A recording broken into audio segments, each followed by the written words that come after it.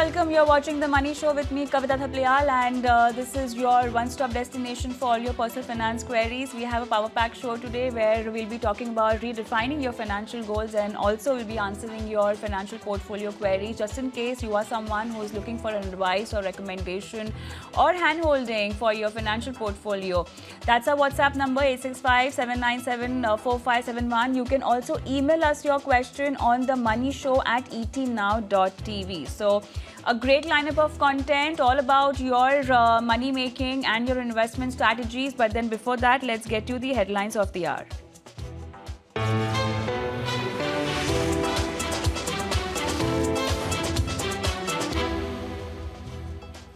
Nifty ends in red after touching fresh record high. Apollo Hospitals and Pharma lead losses.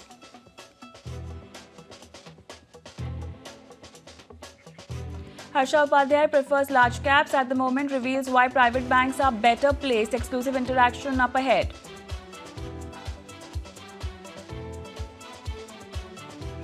Sugar industry representatives knock at PMO after centre pauses use of sugarcane juice for ethanol production. Stakeholders worried about their investments.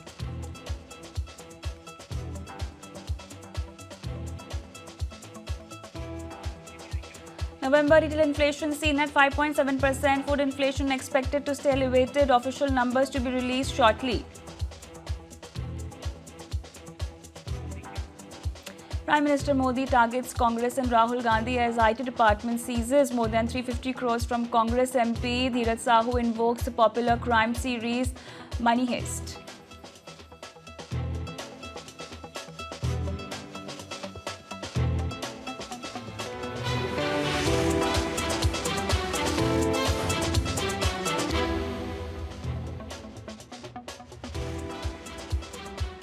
Alright, so let's begin the show today with a new look at your financial goal planning. So there is a certain guideline that people follow as far as beginning your financial planning is concerned, or as far as your personal finance is concerned. Although the strategies and the way to navigate is way more customized than you think. But then when we talk about traditional goals, there has been an unconventional take on it also now. And what is that take which is being used by millennials, or what's in trend as far as the goal planning is concerned? What is the new avatar of your goal planning?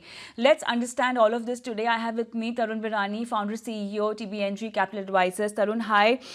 Good evening and welcome to the Money Show, where we'll be talking about the redefined financial goals, or as far as living your life is concerned with new set of goals. Traditionally, we know that people, whoever opt for financial planning, or whenever we talk about financial goals, buying a house, getting a car for yourself, kids' education, their marriage and retirement are traditional goals and important long-term goals that one usually thinks of, and whenever it comes to designing their portfolio is usually seen to be aligning their investment with these type of goals.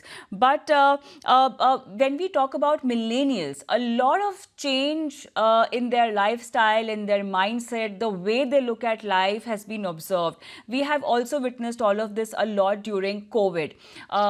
Especially talking about millennials, a lot of them don't believe in buying a house or owning a property or investing that ways in real estate, although they might want to invest in real estate, but to different medium or different forms or investment instruments. Retirement as a concept, again, is very customized.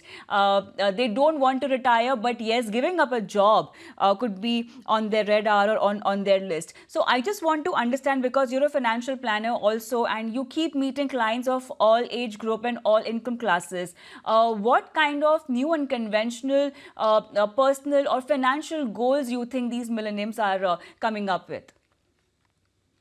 So, good evening, and thank you for having me here. I feel it's a very interesting topic, and day by day, as we meet our clients, their kids, and when we talk to them, we are getting a very different thoughts coming in. And let me tell you, unlike the past, where clients used to ask us to work on traditional retirement plan, their children education plan, we have seen that client would always keep, say, 50-60% assets in physical assets, which we have observed this millennial or the new age generation look at things very differently.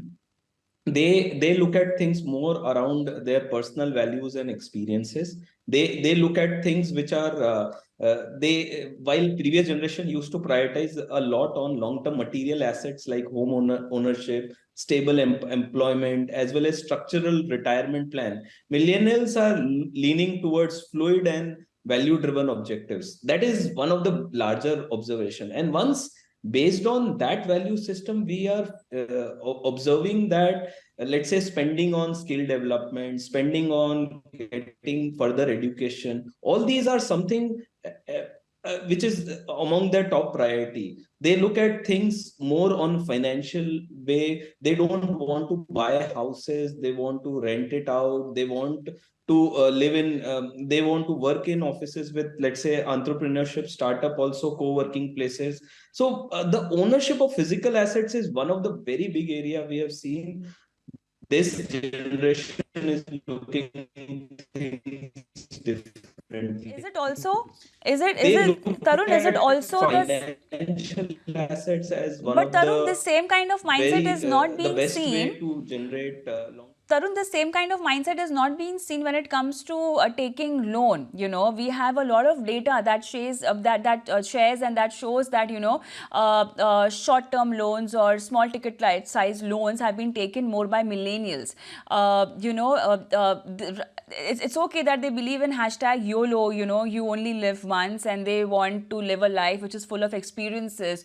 But there is also a scenario where, when it comes to taking personal loans, when it comes to taking loans of shorter duration, of smaller amounts, these millennials top the list.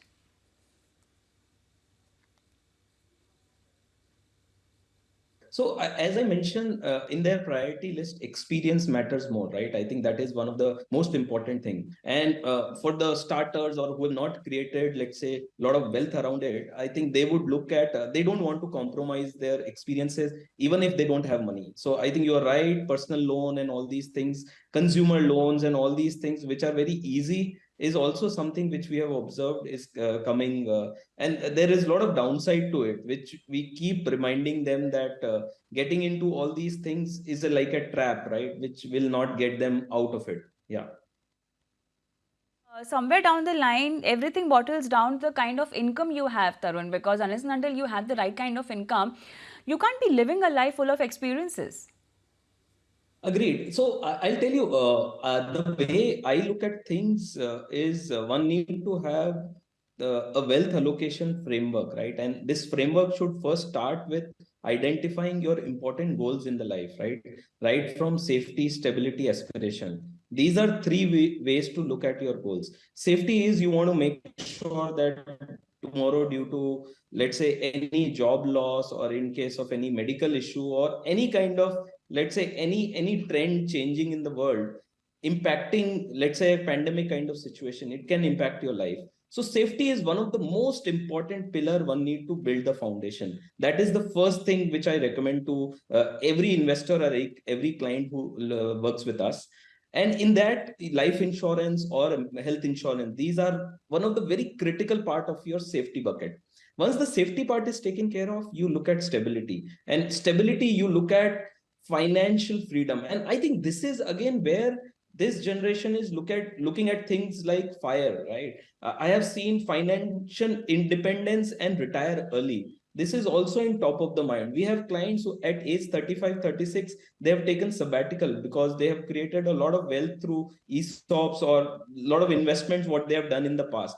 They have lived a life where 50 to 60% of their income is invested, and investing into, let's say, 12 to 15% compounding assets, you are ensuring in 4 to 6 years your money is doubling, right?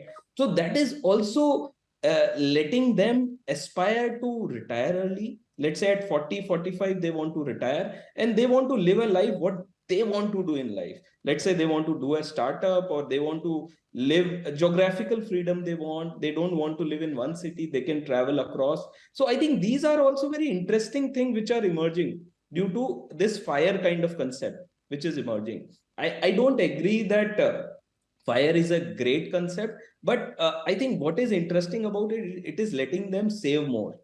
Yeah, that is a new thing. Retirement is very interesting because, so far retirement as a concept was attached to a particular job because, we used to see traditionally people being in one a particular job for like 2 decades, 2.5 decades. But now the scenario is changing. When we talk about Gen Z, we talk about millennials, they believe in having multiple sources of income. Even though they are in one in one type of a job, the idea is to create a huger basket of income, have multiple avenues where they can make money, which is why we see concept of moonlighting coming in or people doing different kind of gigs. Retirement, when people used to retire from a job, is no more their reality. How valid is this, and how customized has become this concept of retirement, where you just quit a particular job but your money making practices are still on? So there are very interesting connotation to this, right? You can look at things like building a passive income. Building a passive income could be through a rental source also, or through, let's say, a SWP from a financial instrument. That is also a way to create a passive income. And this trend, if you start observing this, if you have invested for 10 years a large sum of money, after 10th or 11th year, you can actually ensure that, let's say, equity, which is a high growth assets, can take care of a passive income also. At the same time, it gives you a cushion in case of any emergencies in future. So that way also, you can see that retirement is seen very differently currently. Earlier, retirement means you need to put all your money in fixed deposit, you need to put all your money into, let's say, conservative assets. But now the definition of retirement can be relooked. Let's say if you are compounding your assets at a growth rate and you have kept, let's say, two year of expenses into, let's say, conservative assets, and you have a good risk appetite and understanding of equity, I have seen this can really take care of your retirement well, and you can do a long term compounding of your asset. Yeah. I think that will be all. This is a topic where we can just go on discussing, but thank you so much for being a part of the discussion and getting the broader points on the show today, Tarun.